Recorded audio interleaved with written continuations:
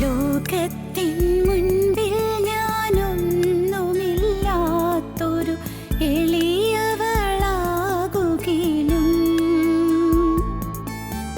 ദൈവമേ നിൻ മുൻപിൽ ദാസിയാം ഞാനൊട്ടും ചെറുതായി പോവരുതേ. ലോകത്തിൻ കണ്ണിൽ ഞാൻ വിജയിച്ചിടാത്തൊരു പോഷിയായി തീരുകിലും ദൈവമേ നിൻ മുൻപിൽ ദാസിയാം ഞാനൊട്ടും ചെറുതായി പോവരുതേ. എന്നെ കുരിശോളം വലുതാക്കണേ, നിന്റെ സ്നേഹത്തിൻ നിഴലാക്കണേ. എന്നെ കുരിശോളം വലുതാക്കണേ, നിന്റെ സ്നേഹത്തിൻ നിഴലാക്കണേ.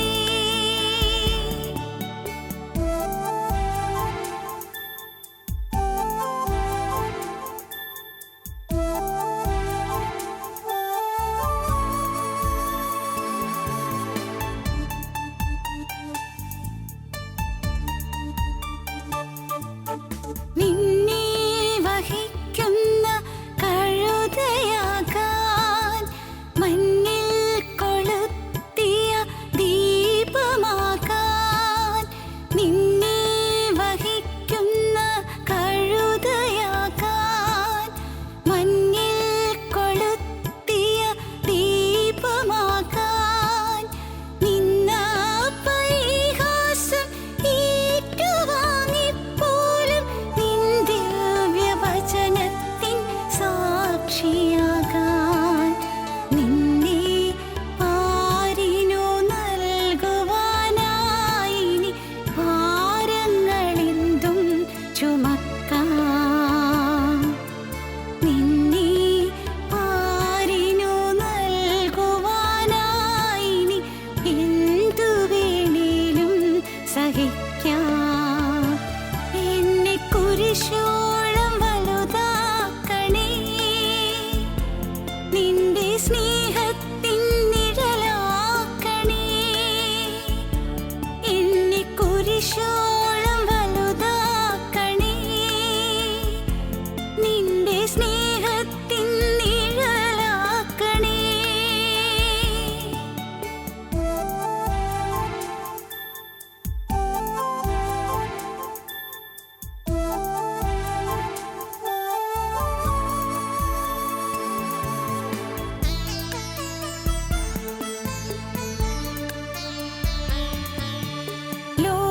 ലോകത്തിനൊപ്പം ഒഴുകിടാതെ ഞാൻ എത്രയേറെ പാടുപെട്ടു.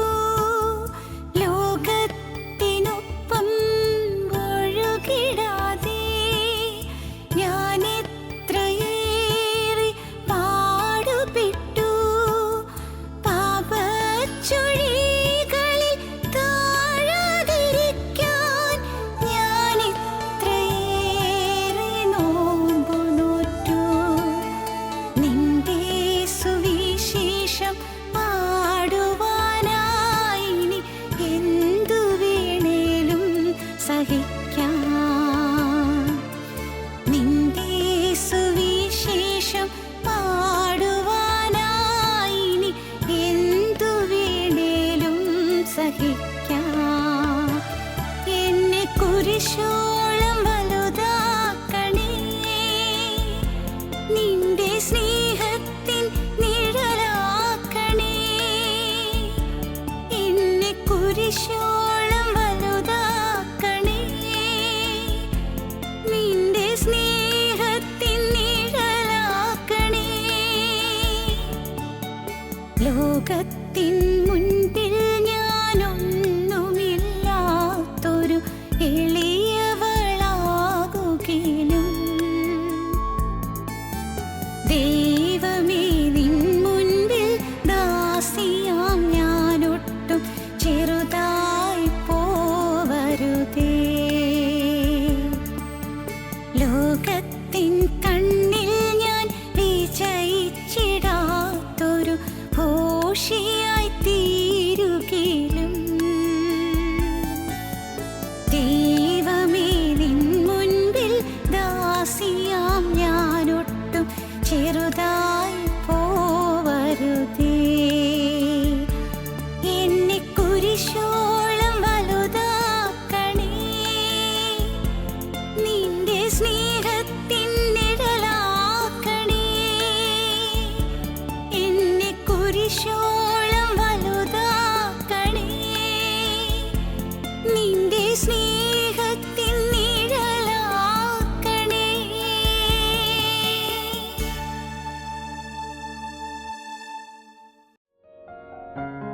ഞങ്ങളും ക്രൂശിക്കപ്പെട്ട ക്രിസ്തുവിനെ പ്രസംഗിക്കുന്നു.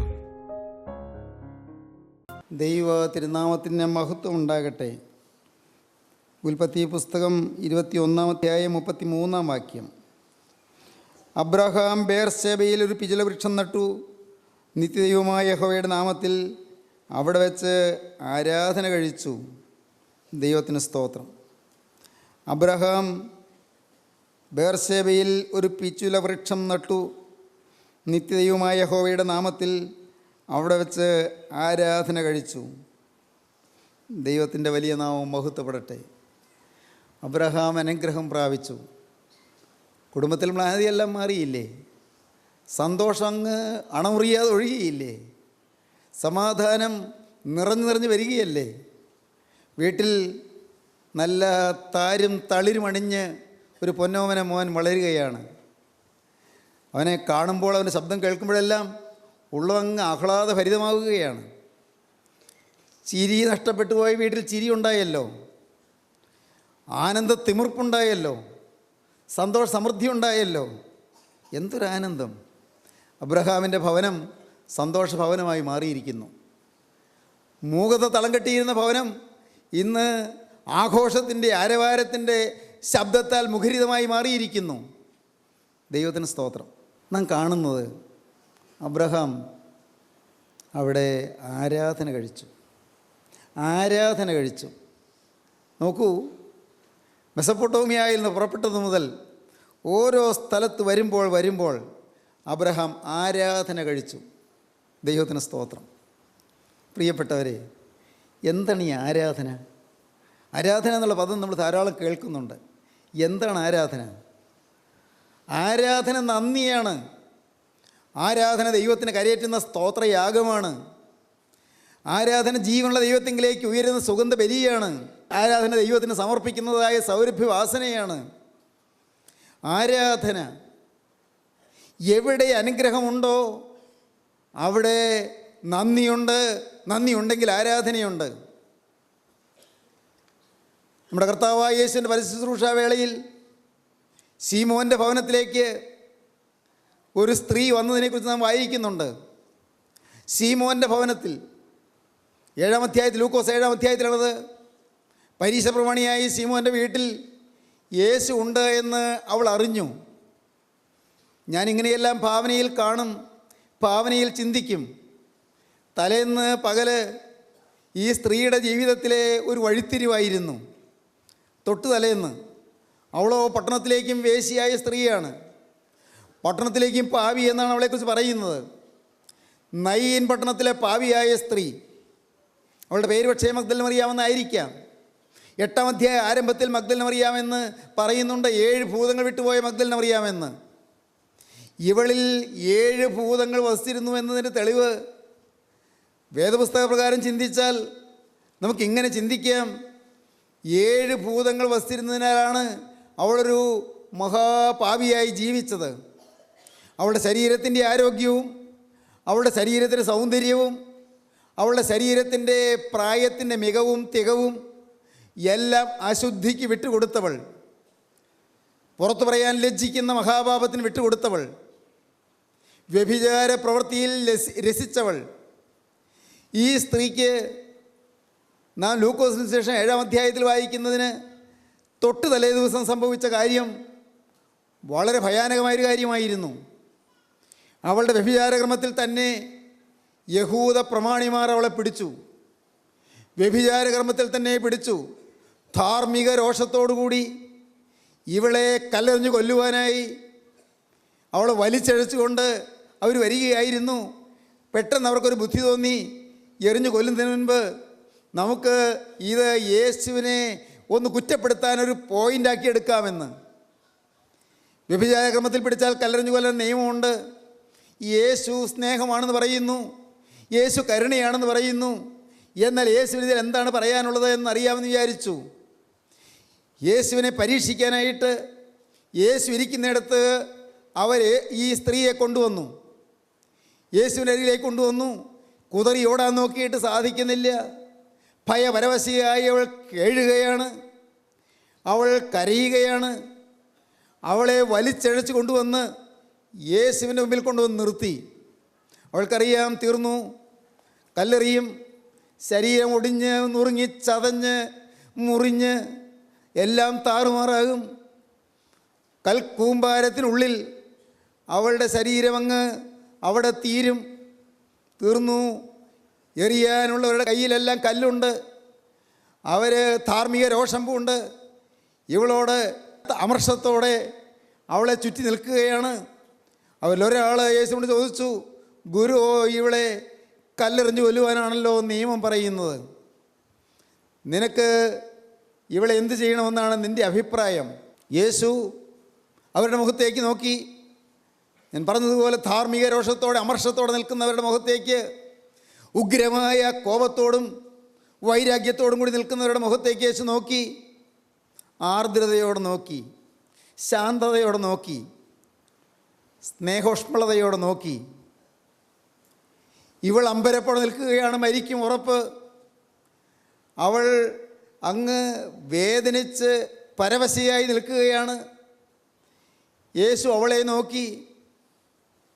യേശു പറഞ്ഞു, നിങ്ങളിൽ പാപം ചെയ്യാത്തവൻ ഇവളെ ഒന്നാമത് കല്ലെറിയട്ടെ. യേശു കുനിഞ്ഞു, വിരൽ കൊണ്ട് നിലത്ത് പൂഴിമണ്ണിൽ എന്തോ എഴുതിക്കൊണ്ടിരുന്നു.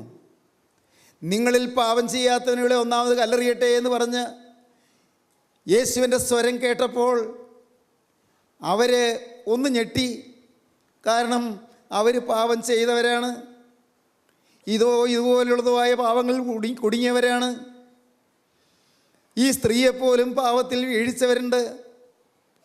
അവർ നോക്കി യേശു എന്താണ് ഈ എഴുതുന്നത് എന്ന്. അവരുടെ തന്നെ രഹസ്യ പാപങ്ങൾ യേശു പരസ്യമായി എഴുതുകയാണ്. അവരുടെ തന്നെ പാപങ്ങളാണ് യേശു എഴുതുന്നത്. അവരുടെ മനസാക്ഷി കുത്തി തുടങ്ങി. ഓരോരുത്തരായി കല്ല് കയ്യിൽ നൂർന്നു പോയി, വിട്ടുപോയി. യേശു അവിടെ ഇരിക്കുന്നു, ഈ സ്ത്രീ മാത്രവും ശേഷിച്ചു. സ്ത്രീ അമ്പരപ്പോടെ നോക്കി നിൽക്കുകയാണ്, അത്ഭുത ആദരവുകളോടെ നോക്കി നിൽക്കുകയാണ്. പ്രിയപ്പെട്ടവരെ, ഈ സ്ത്രീ യേശുവിൻ്റെ മുഖത്തേക്ക് നോക്കി കണ്ണു പറിക്കാതെ നിൽക്കുകയാണ്. അവളുടെ ഹൃദയത്തിൽ എന്തോ പലതരത്തിലുള്ളതായി വികാരങ്ങൾ ഇങ്ങനെ വേലിയേറ്റം കൊള്ളുന്നു. ഈ യേശുവിൻ്റെ അടുക്കൽ വന്നത് നന്നായി, കൊല്ലാൻ വന്നവരെല്ലാം പോയല്ലോ.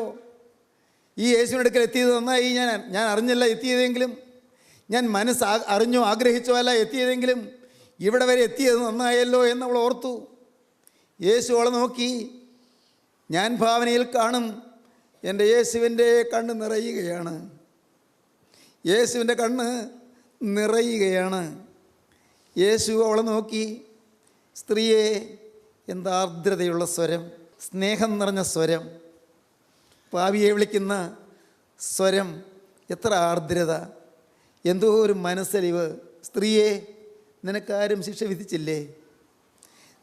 സ്ത്രീയെ, നിനക്കാരും ശിക്ഷ വിധിച്ചില്ലയോ? നിനക്കാരും ശിക്ഷ വിധിച്ചില്ലേ? അവൾ ഒരു വിധത്തിൽ പറഞ്ഞൊപ്പിച്ചു, ഇല്ല കർത്താവേ, ഇല്ല കർത്താവേ. കർത്താവ് പറഞ്ഞു, ഞാനും നിനക്ക് ശിക്ഷ വിധിക്കുന്നില്ല, പോക, ഇനി പാപം ചെയ്യരുത്. സ്തോത്രം, ഹല്ലേലൂയ. ഞാനും നിനക്ക് ശിക്ഷ വിധിക്കുന്നില്ല, ഇനി പാപം ചെയ്യരുത്. നൂറ്റാണ്ടുകൾക്ക് മുൻപ് ആ വെളിപ്രദേശത്ത് എൻ്റെ നാഥൻ്റെ അധരങ്ങളിൽ നിന്ന് വാർന്നൊഴുകി വീണ ശബ്ദത്തിൻ്റെ മുഖരിത ഇന്ന് നിങ്ങളെ തഴി ഉണർത്തുകയാണ്. പോക, ഇനി പാപം ചെയ്യരുത്. ഞാനും നിനക്ക് ശിക്ഷ വിധിക്കുന്നില്ല, നിൻ്റെ പാപത്തിനൊത്തോണമൊന്നും ഞാൻ ചെയ്യുന്നില്ല. സ്ത്രീയെ, ഞാനും നിനക്ക് ശിക്ഷ വിധിക്കുന്നില്ല, പോക, ഇനി പാപം ചെയ്യരുത്. അവൾക്ക് എന്താ വേണ്ടതെന്ന് അറിയാൻ പാടില്ല, പറയണമെന്നുണ്ട്, വാക്ക് തൊണ്ടയിൽ കുടുങ്ങുന്നു. നാഥ, ഇനി ഞാൻ പാപം ചെയ്യുകയില്ല എന്ന് പറയണമെന്നുണ്ട്, നന്ദി പറയണമെന്നുണ്ട്, പക്ഷേ സാധിക്കുന്നില്ല. അവളിങ്ങനെ മിണ്ടാനാവാതെ നിൽക്കുകയാണ്. അവൾ പയ്യെ പയ്യെ തിരിഞ്ഞ് പോയി. പിറ്റേന്ന് രാവിലെ അവൾ അന്വേഷിച്ചു. രാത്രി ഉറങ്ങാൻ പറ്റിയില്ല, ഉറക്കം വരുന്നില്ല. ഈ സംഭവങ്ങൾ ഇങ്ങനെ ഓരോന്നോരോന്നായി അവളുടെ മനസ്സിലൂടെ വരികയാണ്. ആദ്യകാലം മുതലേയുള്ള ജീവിതത്തിലൊന്നു പോയ തെറ്റുകളെല്ലാം ഓരോന്നോരോന്ന് വരികയാണ്. ഓരോന്നോരോന്ന് ഹൃദയത്തിൽ ഇങ്ങനെ തിക്കി തിരക്കി വരികയാണ്. ഓർമ്മകളിങ്ങനെ പഴയ പാവങ്ങൾ ചകഞ്ഞെടുക്കുകയാണ്. ഓരോന്ന് ഓർക്കും തോറും ഉള്ളു വിങ്ങുന്നു. ഓരോ പാപത്തെ കാണും തോറും ഹൃദയം ഇങ്ങനെ വിങ്ങി വിങ്ങി വിതുമ്പുന്നു. അവൾ യേശുവിൻ്റെ അടുക്കലേക്ക് വരാനിടയായത്, യഹൂദമത മേധാവികൾ അവളെ പിടികൂടിയത്, പള്ളിപ്രമാണിമാരെ അവളെ പിടിച്ചത്, വേദപുസ്തകം അറിയാവുന്ന ന്യായശാസ്ത്രിമാരെ അവളെ കുറ്റം വിധിച്ചത്, കല്ലെറിയാൻ കൂട്ടിക്കൊണ്ട് വന്നത്, യേശുവിന് മുമ്പിൽ നിർത്തിയത്, ഇവളെ കല്ലെറിഞ്ഞു കൊല്ലുവാൻ നിയമമുണ്ടല്ലോ, നീ എന്ത് പറയുന്നതെന്ന് അവർ ചോദിച്ചത്, യേശു നിങ്ങളിൽ പാപം ചെയ്യാത്തതിനുള്ള ഒന്നാമത് കല്ലെറിയട്ടെ എന്ന് പറഞ്ഞത്, ആ ശബ്ദത്തിൻ്റെ ഗാംഭീര്യവും അതിൻ്റെ മാധുര്യവും ഹൃദയത്തെ കീഴടക്കിയത്, അവളെ വശീകരിച്ചത്. മാത്രമോ അത് കഴിഞ്ഞ്, സ്ത്രീയെ ഞാൻ നിനക്ക് ശിക്ഷ വിധിക്കുന്നില്ല, പോകാൻ ഇനി പാപം ചെയ്യരുത് എന്ന് പറഞ്ഞ് അവളും പോകുന്നത്. അയ്യോ, ഒരു വാക്ക് പറഞ്ഞില്ലല്ലോ, ഒരു നന്ദി പറഞ്ഞില്ലല്ലോ, ഒരു നല്ല വാക്ക് പറഞ്ഞില്ലല്ലോ. അവളുടെ ഹൃദയം ഇങ്ങനെ വിങ്ങുന്നു. രാത്രി ഉറക്കമില്ല. പക്ഷേ രാവിലെ അന്വേഷിച്ചു. യേശുവിനെ കണ്ടൊരു വാക്ക് പറയണം, ഒരു നന്ദി പറയണം. യേശുവിനെ ഒന്ന് സ്തോത്രം അർപ്പിച്ച് ഒരു നല്ല വാക്ക് പറയണം. യേശുവിന് ഒരു ഉറപ്പ് കൊടുക്കണം, ഇനി പാപം ചെയ്യില്ല. അതൊന്നുകൂടി പറയണം, എൻ്റെ നാവ് കൊണ്ട് പറയണം. ദൈവത്തിന് സ്തോത്രം. അവിടെയും കൊണ്ടോ യേശു? ഇന്നലെ കണ്ടെടുത്ത് പോയി നോക്കി, യേശു ഇല്ല. ആളുകളോട് ചോദിച്ചു, യേശു എവിടെയാണ്? ചിലർ കളിയാക്കി, ചിലർ പരിഹസിച്ചു, ചിലർ അവളെ അമർഷത്തോടെ നോക്കി. അവൾ പലരോടും ചോദിച്ചു. ആരോ പറഞ്ഞു, യേശു ഇന്നലെ തന്നെ ഇവിടുന്ന് പോയല്ലോ. അയ്യോ, എങ്ങോട്ടാണ് പോയതെന്നുണ്ടോ? ആരോ പറയുന്നത് കേട്ടു, നയ്യൻ പട്ടണത്തിലേക്കോ മറ്റോ പോയി എന്ന്. ഓടി നയ്യനിലേക്ക് അന്വേഷിച്ചു, യേശു എവിടെയുണ്ട്? ആരോ പറഞ്ഞു, ശീമോൻ്റെ പൂമേടയിലുണ്ട്, അവിടെ വലിയ വിരുന്നുണ്ട്, യേശുവിനെയും വിളിച്ചിട്ടുണ്ട്. ഓടി അങ്ങോട്ട്. എന്തിന്? അവൾക്ക് നന്ദി പറയണം, അവൾക്ക് ആരാധന അർപ്പിക്കണം. എൻ്റെ സഹോദരീ സഹോദരങ്ങളെ, അതാണ് ആരാധന. അവൾ തലേന്ന് രാത്രി അവൾ പല നാളായി കരുതി വച്ചിരുന്ന 300-ലധികം വെള്ളിക്കാശ് വിലയുള്ള ഒരു വെൺകൽഭരണി തൈലം കയ്യിലെടുത്തിട്ടുണ്ട്. വെൺകൽഭരണി തൈലം 300 വെള്ളിക്കാശിലധികം വിലയുള്ളതാണ്, എടുത്തിട്ടുണ്ട്. അന്നത്തെ ഒരാളുടെ ഒരു വർഷത്തെ മുഴുവൻ്റെയും ശമ്പളമാണ് ഈ 300 വെള്ളിക്കാശ് എന്ന് പറയുന്നത്. ചെറിയ ശമ്പളമൊന്നുമല്ല, വലിയ തുകയാണ്. അതിന് കിട്ടുന്ന ഒരു ചെറിയ കുപ്പിയാണ് ഈ വിശിഷ്ട തൈലം, ഈ നല്ല സുഗന്ധ തൈലം, ഈ സൗരഭ്യവാസനയുള്ള തൈലം, വിലയേറിയ തൈലം അവൾ എടുത്തിട്ടുണ്ട്.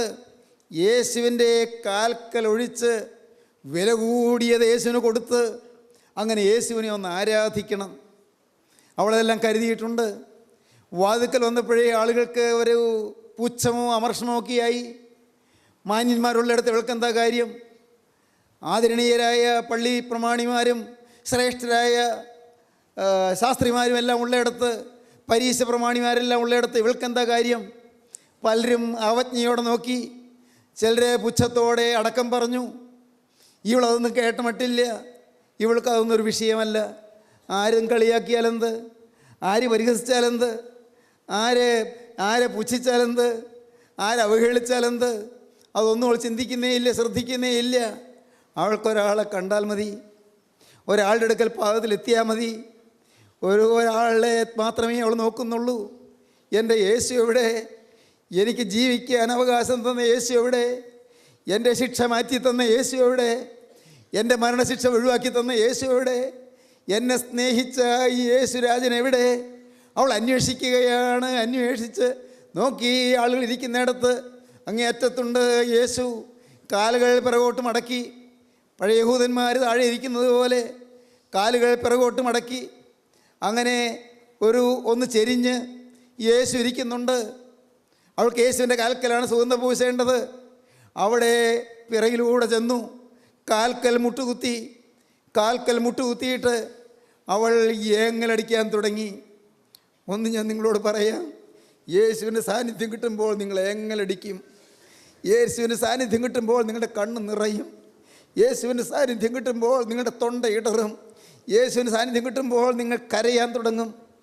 അത് നന്ദിയുടെ കരച്ചിലാണ്, അത് സ്നേഹത്തിൻ്റെ കരച്ചിലാണ്, അത് ആരാധനയുടെ കരച്ചിലാണ്, അത് സന്തോഷത്തിൻ്റെ അശ്രുക്കളാണ്, അത് ആനന്ദത്തിൻ്റെ കണ്ണുനീരാണ്, അത് സമാധാനത്തിൻ്റെ കണ്ണീർ തുള്ളികളാണ്.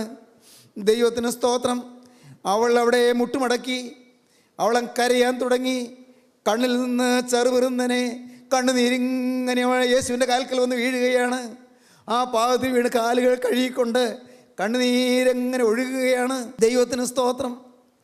അവളോട് ആരും പറഞ്ഞില്ല യേശുവിന് ശീമോൻ വെള്ളം കൊടുത്തില്ല എന്ന്. യേശു ഒരു അതിഥിയല്ലേ, വിരുന്നുകാരൻ്റെ കാല് കഴുകിയാണ് യഹൂദൻ സ്വീകരിക്കുന്നത്. പക്ഷേ ശീമോൻ കാല് കഴുകിയില്ല. ഇതൊന്നും ആരും പറഞ്ഞില്ല. പക്ഷേ അവളുടെ ഹൃദയത്തിൻ്റെ ആന്തരിക ദാഹം അറിഞ്ഞു. എൻ്റെ യേശുവിനെ കണ്ണുനീരുകൊണ്ട് പാദം കഴുകണമെന്ന്. ദൈവത്തിന് സ്തോത്രം. ദൈവവൈദ്യനോട് പറയട്ടെ, നിനക്ക് പുതിയ അറിവുകളൊന്നും ആരും തരണ്ട. നിനക്ക് യേശുവിനോട് നന്ദി വന്നാൽ മതി. ചെയ്യേണ്ടതെല്ലാം നീ ചെയ്തുകൊള്ളും. ആരും പുതിയ പാഠങ്ങൾ പറഞ്ഞു തരണ്ട, ആരും നിനക്ക് എഴുതി പഠിപ്പിച്ച് തരണ്ട, ആരും നിന്നെ കാണാപ്പാഠം പഠിപ്പിക്കേണ്ട. നീ ചെയ്യേണ്ടത് വേണ്ടതുപോലെ ചെയ്യുവാൻ നിനക്ക് സാധിക്കും. എപ്പോൾ യേശുവിനോടുള്ള നന്ദി നിനക്ക് വരുമ്പോൾ, യേശുവിനുള്ള സ്നേഹം നിനക്ക് വരുമ്പോൾ, ആരാധനയോടെ തുടങ്ങുകയാണ്. നന്ദിയിൽ ആരാധന തുടങ്ങുകയാണ്. അവൾ ആരാധന തുടങ്ങുന്നു. യേശുവിൻ്റെ ആ പാദത്തിൽ കണ്ണുനീര് വീണു. ആ തറയിലെല്ലാം കണ്ണീരിങ്ങനെ പടരുന്നു. അവളുടെ തലമുടി അത് അഴിഞ്ഞുലഞ്ഞ തറയിലെ കണ്ണുനീരെല്ലാം തൂത്തെടുത്തു. ദൈവത്തിന് സ്തോത്രം. പ്രിയപ്പെട്ടവരെ, അവൾ എന്ത് ചെയ്തു എന്നോ? പുണ്യപുരുഷനായ യേശുവിൻ്റെ കാൽക്ക കണ്ണീരൊഴുക്കിയിട്ട് അവളുടെ ആ സ്വച്ഛടാമാംസി തൈലം നിറഞ്ഞ് വെൺകൽ ഭരണിയോളെടുത്തു. തൈലം അങ്ങ് പൊട്ടിച്ചു. വേണമെങ്കിൽ ഒരു തുള്ളി ഒഴിച്ചാൽ പോരെ, സുഗന്ധം ആ ശാലയിലെല്ലാം നിറയും, ആ ഹോളിലെല്ലാം നിറയും. അല്ലല്ല, സ്നേഹം കണക്ക് നോക്കുന്നില്ല, സത്യാരാധന കണക്ക് നോക്കുന്നില്ല, സത്യാരാധന വില നോക്കുന്നില്ല. ഹല്ലേലൂയ. എൻ്റെ സഹോദരങ്ങളെ, നിങ്ങളോട് ഞാൻ പറയട്ടെ, നിങ്ങൾ ആരാധന തുടങ്ങിയാൽ നിങ്ങൾ വില നോക്കുകയില്ല, നിങ്ങൾ ചെലവ് നോക്കുകയില്ല, നിങ്ങൾ ഭാവി നോക്കുകയില്ല, ആരെല്ലാം തടുക്കുന്നു നോക്കുകയില്ല, ആരെല്ലാം പഴിക്കുന്നു നോക്കുകയില്ല, ആരെല്ലാം എതിർക്കുന്നു നോക്കുകയില്ല, ആരെല്ലാം പരിഹസിക്കുന്നു നോക്കുകയില്ല, ആരെല്ലാം പുച്ഛിക്കുന്നു നോക്കുകയില്ല. നിങ്ങൾക്ക് സത്യാരാധന തുടങ്ങിയാൽ പ്രിയപ്പെട്ടവരെ, നിങ്ങളുടെ ജീവിതത്തിൽ വില നോക്കാതെ നിങ്ങൾ ഒഴുക്കാൻ തുടങ്ങും. വിലയേറിയ ശുചിടാമാംസി തൈലം നിങ്ങൾ പകരാൻ തുടങ്ങും. വെൺകൽ ഭരണിയോൾ പൊട്ടിച്ചു. തൈലം അവിടെ മുഴുവനും നിറഞ്ഞു. ആ തൈലത്തിൻ്റെ സൗരഭ്യം കൊണ്ട് വീട് നിറഞ്ഞു. ദൈവത്തിന് സ്തോത്രം. തൈലത്തിൻ്റെ സൗരഭ്യം കൊണ്ട് വീട് നിറഞ്ഞു. ദൈവജനമേ, അതാണ് ആരാധന. അബ്രഹാം ആരാധന കഴിച്ചു. അവിടെ ഒരു പിചുല വൃക്ഷം നട്ടു. അവൻ യഹോവയുടെ നാമത്തിൽ ആരാധിച്ചു. നിങ്ങൾക്ക് ആരാധന തുടങ്ങണമോ? വിശുദ്ധിയുടെ ആരാധന തുടങ്ങണമോ? സ്നേഹത്തിൻ്റെ ആരാധന തുടങ്ങണമോ? നന്ദിയുടെ ആരാധന തുടങ്ങണമോ? ദൈവത്തോടുള്ള നന്ദിയോട് നിങ്ങളുടെ ഹൃദയം നിറയുന്നുണ്ടോ? ദൈവം നിങ്ങൾക്ക് എന്തെങ്കിലും ചെയ്തു എന്ന് നിങ്ങൾക്ക് തോന്നുന്നുണ്ടോ? എണ്ണിയാൽ തീരാത്ത പാപങ്ങളല്ല മകനെ നിനക്ക് അവൻ ക്ഷമിച്ചു തന്നത്. മകളെ, നിന്റെ ജീവിതത്തിൽ എണ്ണി തീർക്കാൻ വയ്യാത്ത ശാപങ്ങളും പാപങ്ങളും ബന്ധനങ്ങളും അല്ലേ അവൻ അഴിച്ചു തന്നത്. അവൻ എത്ര സ്നേഹമാണ് നിന്റെ മേൽ ചൊരിഞ്ഞത്. അവൻ രക്തത്താൽ നിന്നെ കഴുകിയില്ലേ? നിന്റെ ജീവിതത്തിൽ അനേകം കെടുതികൾ അവൻ മാറ്റി തന്നില്ലേ? എണ്ണിയാൽ തീരാത്ത ദോഷങ്ങൾ നിന്റെ ഹൃദയത്തിൽ നിന്റെ ജീവിതത്തിൽ നിന്ന് മാറ്റി നിന്നെ അവൻ കഴുകി വെടിപ്പാക്കിയില്ലേ? അവൻ തങ്കച്ചോര കൊണ്ട് നിന്നെ കഴുകിയില്ലേ? തിരക്തം കൊണ്ട് നിന്നെ ശുദ്ധീകരിച്ചില്ലേ? തിരക്തത്തിൻ്റെ അഭിഷേകം നിന്റെ മേൽ പകർന്നില്ലേ? ജീവന്റെ ആത്മാവ് നിന്റെ മേൽ ഇറങ്ങിയില്ലേ? സ്വർഗത്തിന് തീക്കനം നിന്റെ മേൽ വർഷിച്ചില്ലേ? തീയാ നിന്നെ കഴുകിയില്ലേ?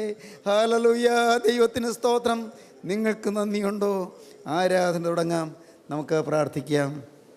കാരുണ്യവാനായ ഞങ്ങളുടെ സ്വർഗീയ പിതാവേ, ഞങ്ങളുടെ ജീവനുള്ള ദൈവമേ, ഇന്ന് ആരാധനയുടെ സന്തോഷത്തിലേക്ക് ഞങ്ങൾ നയിക്കുന്നതിനാൽ ഞങ്ങൾ നിന്നെ സ്തുതിക്കുന്നു, ഞങ്ങൾ നിന്നെ സ്തോത്രം ചെയ്യുന്നു. സ്നേഹം നിറഞ്ഞ പരിശുദ്ധ പിതാവേ, നിൻ്റെ ഈ പ്രിയ മക്കളെ അവിടുന്ന് തൊട്ടതിനായി നന്ദിയോടെ സ്തോത്രം. ഓരോരുത്തരെയും അവിടുന്ന് സന്ദർശിക്കുന്നതിനായി നന്ദിയോടെ സ്തോത്രം. പാപമില്ലാത്ത ജീവിതത്തിൻ്റെ സൗഭാഗ്യത്തിലേക്ക് അടിയങ്ങളെ അവിടുന്ന് വഴി നടത്തുന്നതിനായി ഞങ്ങൾ നിന്നെ സ്തുതിക്കുന്നു. വിശുദ്ധ ജീവിതത്തിൻ്റെ മധുരമേ എന്ത് എന്ന് ഞങ്ങൾക്ക് അനുഭവിക്കാൻ ഭാഗ്യം തരുന്നതിനായി ഞങ്ങൾ നിന്നെ സ്തുതിക്കുന്നു. എല്ലാവരെയും വാഴ്ത്തണമേ, എല്ലാവരെയും അനുഗ്രഹിക്കണമേ. ശാപങ്ങൾ മാറ്റണമേ, രോഗങ്ങൾ സൗഖ്യമാക്കണമേ, ബലഹീനതകൾ മാറ്റണമേ, ഉൾക്കരുത്തില്ലാത്തവരെ ധൈര്യപ്പെടുത്തണമേ, മനോരോഗങ്ങൾ മാറ്റണമേ, ഹൃദയ വിഷാദങ്ങൾ അകറ്റണമേ, ജീവിതം മ്ലാനതകൾ മാറ്റണമേ, സമാധാനത്തിൻ്റെയും സന്തോഷത്തിൻ്റെയും ചിരി ഉളവാക്കണമേ, എല്ലാവരെയും അനുഗ്രഹിക്കണമേ. അവിടുത്തെ രണ്ടാമത്തെ വരവിന് വേണ്ടി എല്ലാവരെയും വിശുദ്ധീകരിച്ച് ഒരുക്കണമേ. രൂപാന്തരപ്പെടുത്തണമേ. കൂട്ടമായി നിന്നെ സ്തുതിപ്പാൻ വിശുദ്ധാരാധന തുടങ്ങണമേ. എല്ലാ നന്മകളാൽ നിറയ്ക്കണമേ. യേശുക്രിസ്തുവിൻ്റെ ജയകരമായ നാമത്തിൽ തന്നെ. ആമീൻ. ഹല്ലേലൂയ.